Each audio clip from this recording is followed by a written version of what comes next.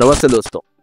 अप्रैल 2024 में मुंबई के नालासोपारा में एक 18 साल का लड़का अपनी माँ के फोन पे गेम खेल रहा था। उसी टाइम उसे एक सस्पिशियस मैसेज आता है और वो उस मैसेज के लिंक पर क्लिक करके एक ओटीपी डाल देता है और वो जैसे ही ओटीपी डालता है उसके थोड़े समय बाद उसकी माँ के बैंक अकाउंट से 2 लाख रुपए डेबिट हो जाते हैं।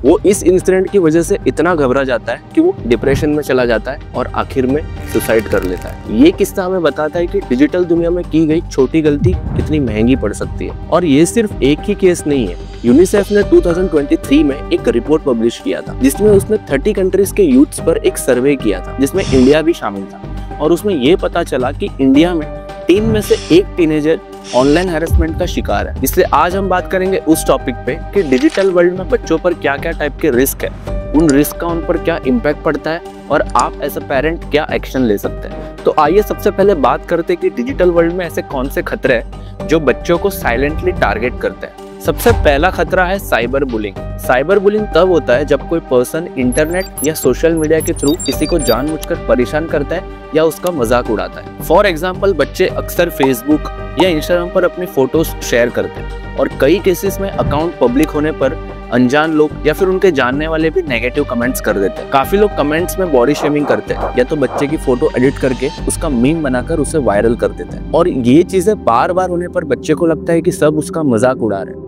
और इस वजह से उसका सेल्फ कॉन्फिडेंस कम हो जाता है और इससे बच्चा खुद को अकेला महसूस करने लगता है, स्कूल या फ्रेंड से मिलना बंद कर देता है और लॉन्ग टर्म में डिप्रेशन या एंजाइटी का शिकार बन जाता है। ऐसे केसेस में पेरेंट्स को ध्यान देना चाहिए कि अगर बच्चा सडनली चुप हो गया हो या फिर वो थोड़ा अजीब बिहेव कर रहा हो या फिर फोन पर ज्यादा टाइम स्पेंड कर रहा हो तो वो साइबर बुलिंग के सिग्नल हो सकते हैं। दूसरा रिस्क है ऑनलाइन प्रेडेटर्स। ऑनलाइन प्रेडेटर्स वो होते हैं जो इंटरनेट पर बच्चों को टारगेट करते हैं। ये लोग यूजुअली गेमिंग ऐप्स जैसे पबजी या रोब्लॉक्स के चैट रूम्स में एंटर करते हैं। वहाँ ये आपके बच्चों के साथ दोस्ती बनाने की शुरुआत करते हैं। पहले तो ये मीठी मीठी बातें करते हैं जैसे कि तुम बहुत अच्छा खेलते हो या फिर चलो एक गेम साथ में खेला जाए, ताकि ये बच्चे का ट्रस्ट जीत पाए। एक बार ट्रस्ट बन जाने के बाद ये बच्चों से उनकी प्राइवेट इंफॉर्मेशन मांगते हैं जैसे name, age, address, phone number और कई केसेस में तो ये उनके प्राइवेट फोटोज तक मांगते हैं। फिर ये लोग उस इंफॉर्मेशन का गलत इस्तेमाल करते हैं जैसे फोटोज को एडिट करके उसे ब्लैकमेल करना या बच्चे को धमकी देना कि अगर तुम ये नहीं करोगे तो हम ये फोटो सबके साथ शेयर कर देंगे। ये ब्लैकमेल इतना सीरियस होता है कि कई केसेस में बच्चा कुछ भी करने को रेडी हो जाता है और कभी कभी ये सेक्सुअल एक्सप्लॉयटेशन तक पहुंच जाता है। बच्चे अक्सर ये सारी बातें अपने पेरेंट्स के साथ शेयर नहीं करते, उन्हें शर्मिंदगी का डर रहता है। इसलिए पेरेंट्स को बच्चों के ऑनलाइन फ्रेंड्स पर नजर रखनी चाहिए और उन्हें ये सिखाना चाहिए कि ऑनलाइन किसी अननोन लोगों से बात ना की जाए। तीसरा रिस्क है एडिक्शन। गेमिंग एप्स को कंपनीज ऐसे डिजाइन करती है कि बच्चा उसे बार बार खेले। ये बच्चे के दिमाग में डोपामिन रिलीज करता है जो किसी सिगरेट के लत जैसा हो। बच्चा सोचता है कि बस एक गेम और खेल लूं और इसी में घंटों निकल जाता है। ये बच्चों की स्टडीज पे इम्पैक्ट करता है जिससे वो डायरेक्टली उनके एग्जाम के स्कोर्स पर अफेक्ट होता है। ये लॉन्ग टर्म में बच्चे के स्लीपिंग डिसऑर्डर, उनके आंखों में दर्द और स्वभाव में चिड़चिड़ेपन का कारण बन सकता है। नेक्स्ट रिस्क है इनअप्रोप्रिएट कंटेंट। इनअप्रोप्रिएट कंटेंट यानी ऐसा ऑनलाइन कंटेंट जो बच्चों के लिए सही नहीं है जैसे वायलेंस, पोर्नोग्राफी या मिस इन्फॉर्मेशन। यूट्यूब पर कार्टून्स के बीच वायलेंट गेम्स का गेम प्ले आना या फिर इंस्टाग्राम पर सडनली ऑब्सिन कंटेंट का आना, ऐसे वीडियोस से बच्चे डर सकते हैं, रॉन्ग थिंकिंग डेवलप कर सकते हैं या तो फेक न्यूज़ की वजह से मिसलीड हो सकते हैं और इसका इम्पैक्ट डायरेक्टली उनके मेंटल हेल्थ पर पड़ सकता है। नेक्स्ट रिस्क है प्राइवेसी ब्रीच। बच्चे अक्सर सोशल मीडिया पर अपनी पर्सनल इन्फॉर्मेशन शेयर कर देते हैं जैसे फुल नेम, उनके घर का एड्रेस या स्कूल का एड्रेस, यहाँ तक कि घर की फोटोज तक शेयर कर देते। सोचिए अगर किसी स्ट्रेंजर को आपके बच्चे के स्कूल का एड्रेस का पता चल जाए तो वो वहां जाके उसको डिस्टर्ब कर सकता है। इससे बच्चे की सेफ्टी डायरेक्टली खतरे में पड़ सकती है। डिजिटल वर्ल्ड में काफी रिस्क है बट ज्यादातर बच्चे इन्हीं में से किसी ना किसी रिस्क से अफेक्टेड होते हैं। चलिए अब देखते हैं कि इन रिस्क का क्या असर होता है। ये सिर्फ आपके फोन या कंप्यूटर तक आके नहीं रुकते, ये आपके बच्चे को मेंटली और एकेडमिकली भी हिट करते हैं। इसके साथ साथ बच्चे के फैमिली रिलेशंस और पेरेंट्स का फाइनेंशियल सिचुएशन भी अफेक्ट करता है। चलिए एक एक करके इसका इम्पैक्ट समझते हैं। हम इसे सिंपल वे में समझेंगे ताकि आप इजीली इसे रिलेट कर पाओ। पहला है मेंटल हेल्थ। साइबर बुलिंग या इनअप्रोप्रिएट कंटेंट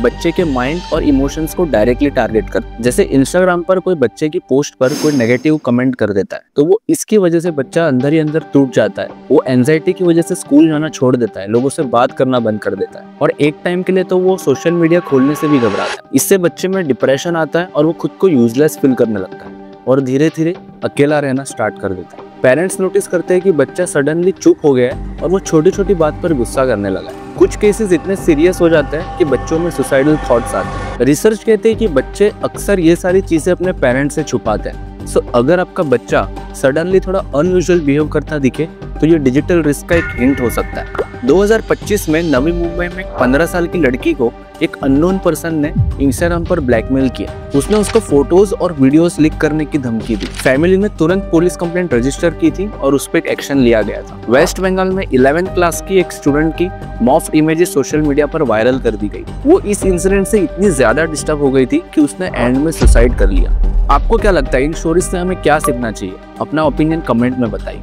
डिजिटल रिस्क बच्चों का फोकस और टाइम दोनों चुरा लेते हैं। गेमिंग या सोशल मीडिया की वजह से बच्चे घंटों तक फोन में लगे रहते हैं। वो इसकी वजह से क्लास में ध्यान नहीं दे पाते क्योंकि उनके माइंड में कंटिन्यूसली नोटिफिकेशंस और गेम के लेवल्स घूमते रहते हैं और ये डायरेक्टली उनके मार्क्स पे इम्पैक्ट करता है और उनके फाइनल रिजल्ट्स पर इम्पैक्ट करता है। साइबर बुलिंग भी बच्चे के स्टडीज पे इम्पैक्ट करता है क्योंकि वो इसके कारण इतना डिस्टर्ब हो जाता है कि वो अपने स्टडीज पे कॉन्सेंट्रेट कर नहीं पाता। पेरेंट्स सोचते हैं कि बच्चा लेजी है बट ये एक्चुअली बच्चे की डिजिटल डिस्ट्रैक्शन की वजह से हो रहा है। नेक्स्ट है financial and legal troubles. Financial fraud सबसे ज्यादा अनएक्सपेक्टेड होते हैं जो घर की पूरी सेविंग्स को अफेक्ट कर सकते हैं। गेम्स में फ्री डायमंड्स या स्किन्स के चक्कर में बच्चा स्कैमर्स को ओटीपी दे सकता है जिसकी वजह से लाखों का नुकसान हो सकता है। प्रेडेटर्स या प्राइवेसी ब्रीच से भी लीगल इश्यूज क्रिएट हो सकते हैं जैसे ब्लैकमेलिंग के केस में कोर्ट तक जाना पड़ सकता है। बच्चा ये नहीं समझ पाता कि उसकी एक छोटी की गलती की वजह से पेरेंट्स पर कितने प्रॉब्लम्स आ सकते हैं। 2020 में पंजाब में एक 17 साल का लड़का पबजी एडिक्शन में इतना डूब गया कि उसने चुपके से अपने पेरेंट्स के अकाउंट से 16 लाख रुपए खर्च कर दिए, वो भी अपने पेरेंट्स के मेडिकल सेविंग्स और प्रोविडेंट फंड्स से। ये केस दिखाता है कि गेमिंग एडिक्शन सिर्फ टाइम नहीं बल्कि फैमिली के फाइनेंशियल बैलेंस को भी बिगाड़ सकता है। अब बात करते हैं सॉल्यूशन की। इसमें पेरेंट्स क्या कर सकते हैं? इसके लिए एक सिंपल 3 स्टेप फ्रेमवर्क है जो हर पेरेंट इजीली फॉलो कर सकता है। ये स्टेप्स अवेयरनेस, एक्शन और एजुकेशन पे बेस्ड है, इसलिए इसे समझना बहुत जरूरी है। सबसे पहला है अवेयरनेस, अपने माइंडसेट को बदलना। बच्चे के डिजिटल लाइफ को उसके रियल लाइफ जैसा ट्रीट करिए। बच्चे से रेगुलरली बात करिए लेकिन पुलिस वाले क्वेश्चनिंग जैसा नहीं बल्कि एक दोस्त बनकर। आप बच्चे से कैजुअल टॉक्स कर सकते हो जैसे आज यूट्यूब पे तुमने इंटरेस्टिंग क्या देखा या फिर आज गेम में आपने कौन सा लेवल क्रैक किया। इससे बच्चे और पेरेंट्स में एक ट्रस्ट गेन होता है। इससे ये फायदा होगा कि अगर आगे चल के बच्चे के साथ कभी साइबर बुलिंग जैसा इंसिडेंट हुआ तो वो आपसे डरेगा नहीं बल्कि वो आपको फ्रेंड मान के सारी चीजें आपके साथ क्लियर करेगा। ज्यादातर प्रॉब्लम्स बातें करने से सॉल्व हो जाती है और बच्चों को भी लगता है कि पेरेंट्स उनके साथ हैं। एडिक्शन से बचने के लिए आप घर पर कुछ डिजिटल रूल्स बना सकते हो। फॉर एग्जाम्पल डाइनिंग टेबल पे नो फोन जोन, इससे बच्चे का स्क्रीन टाइम घटेगा। आप ऑफलाइन एक्टिविटीज भी प्रमोट कर सकते हो जैसे बच्चे को डिजिटल वर्ल्ड से बाहर निकालने के लिए म्यूजिकल इंस्ट्रूमेंट्स या स्पोर्ट्स बुक्स वगैरह ट्राई करवा सकते हो। दूसरा स्टेप है एक्शन। आप एप्लीकेशंस और डिवाइसेस में कुछ सेटिंग्स करके रिस्क को ब्लॉक कर सकते हो। फॉर एग्जाम्पल आप यूट्यूब पे रेस्ट्रिक्टेड मोड ऑन कर सकते हो। रेस्ट्रिक्टेड मोड इनअप्रोप्रिएट कंटेंट जैसे कि वायलेंस और एडल्ट कंटेंट को ब्लॉक करता है। या तो आप गूगल फैमिली लिंक भी यूज कर सकते हो। गूगल फैमिली लिंक यूज करके आप अपने बच्चे के डिवाइसेस पर रेस्ट्रिक्शंस या लिमिटेशंस लगा सकते हो और आप अपने बच्चे को उनके सोशल मीडिया अकाउंट्स को प्राइवेट रखने के लिए भी कह सकते हो जिससे कि सिर्फ अप्रोप्रिएट लोग ही उनके पोस्ट देख पाएंगे और डीएम्स भी लिमिट हो जाएंगे। पेरेंट्स हर 3 महीने में अपनी क्रेडिट रिपोर्ट भी चेक कर सकते हैं जिससे उनको एक क्लियर आइडिया मिल जाएगा कि उनके क्रेडिट कार्ड या बैंकिंग से कोई सस्पिशियस एक्टिविटी तो नहीं हुई है। अगर आपको इन रेस्ट्रिक्शंस पे डिटेल्ड वीडियो चाहिए तो नीचे कमेंट में बताइए, हम उस पर एक अलग वीडियो जरूर बनाएंगे। तीसरा स्टेप है एजुकेशन। बच्चे को डिजिटल सेफ्टी सिखाओ ताकि वो खुद रेस्पॉन्सिबल बने। बच्चों को स्कैम्स पहचानने का लेसन सिखाइए। उन्हें फ्री गिफ्ट्स या तो फ्री गेमिंग कॉइन्स जैसे फ्रॉड के बारे में नॉलेज दीजिए और खास करके उन्हें ये भी समझाइए कि किसी भी अनजान लोगों के साथ या किसी भी सस्पिशियस लिंक्स पर क्लिक करके ओटीपी ना शेयर करें। और सबसे इम्पोर्टेंट, गलती होने पर बच्चों को ओपनली शेयर करने के लिए एनकरेज करिए। आप उन्हें ये कह सकते हो कि कुछ भी गलत हो तो मुझे ओपनली बिना डर के बताओ, जिससे बच्चे अगर आगे चल के कुछ भी गलती करता है तो वो बिना डरे आपके साथ सारी बातें शेयर कर सकता है। ये बच्चे को कहीं ना कहीं इंडिपेंडेंट बनाएगा जिससे आपको हर समय उस पर स्पाई करने की जरूरत नहीं पड़ेगी। डिजिटल वर्ल्ड रिस्की है लेकिन अगर राइट अवेयरनेस, एक्शन और एजुकेशन हो तो इंटरनेट भी सेफ और एक्साइटिंग बन सकता है। और डिजिटल पेरेंटिंग का मतलब बच्चों को कंट्रोल करना नहीं बल्कि उन्हें सही से गाइड करना है।